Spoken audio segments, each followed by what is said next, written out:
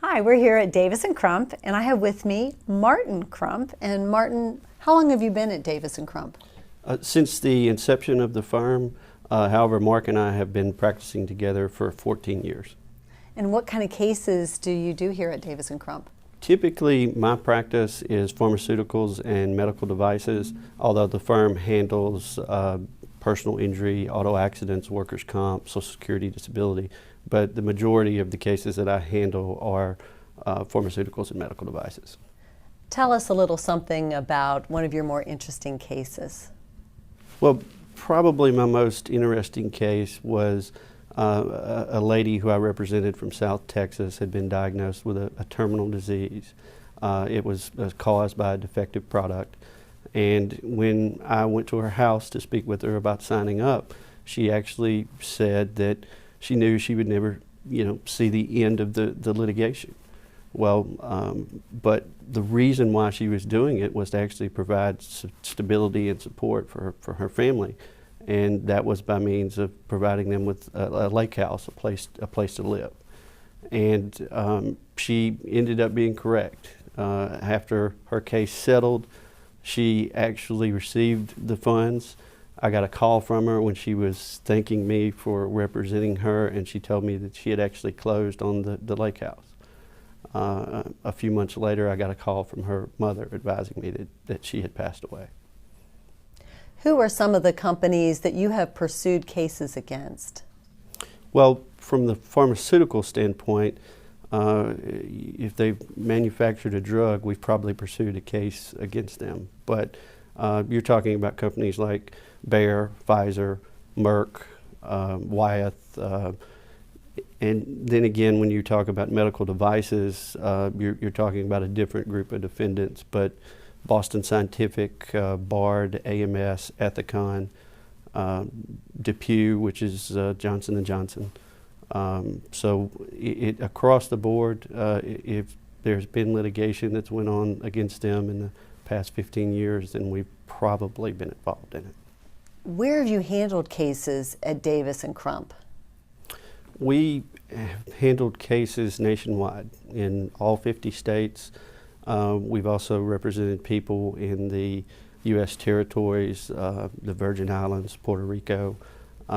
We have even partnered with some Canadian attorneys to actually handle pharmaceutical and medical device cases for residents of Canada. All of your clients have serious injuries or medical conditions. How do you handle dealing with sick clients? Well, it's actually just part of the job. I mean, the people that we represent have been injured by a pharmaceutical drug or a medical device, and these are very serious injuries. It's part of our job to help them navigate through the legal process, which is, it's not an easy process and it's not a quick process.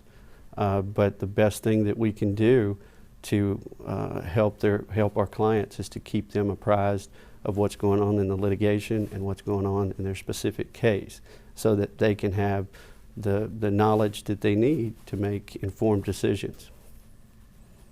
If someone you knew was considering hiring your firm, what would you tell them? When you're choosing an attorney for pharmaceutical cases and medical device cases, experience is a great benefit. In these cases, our firm has served in national leadership structures and capacities, that plaintiff steering committees, for example, which control the course of the litigation from the plaintiff's perspective and help make decisions that at the end of the day affect the people with individual cases. And our firm has that experience and serves in those positions, and that's extremely important. What can a client generally expect about being kept informed about their case? Well, here at Davis & Crump, we have approximately 50 staff members. Part of the job of those staff members is communication with the client regarding important events that may affect their case or how the case is proceeding. So at any point in time, there may be ongoing communication with our staff and the clients. We also communicate with the clients by email. We send out status letters several times a year, and probably I would say as a last resort, clients can always look at our website for new information. Some potential clients are concerned they cannot afford to pay a lawyer for helping them. What advice would you give them? Simply put, they don't have to. Our firm, like many other plaintiffs' firms, utilizes a contingency contract. Under a contingency contract, the clients don't pay us anything unless we actually recover. How long does it take to conclude the typical defective drug or medical device case? Well, for a drug and defective device case, those cases are a little bit more discovery and litigation intensive than, say, a personal injury case. Generally, you're looking at a personal injury case being able to be pursued and concluded in 1 to 3 years. But for pharmaceutical cases and medical device cases, you may be looking at somewhat longer of a time frame, probably 3 to 5 years for the actual litigation to conclude. Thank you, Martin. It's been a pleasure talking with you. My pleasure.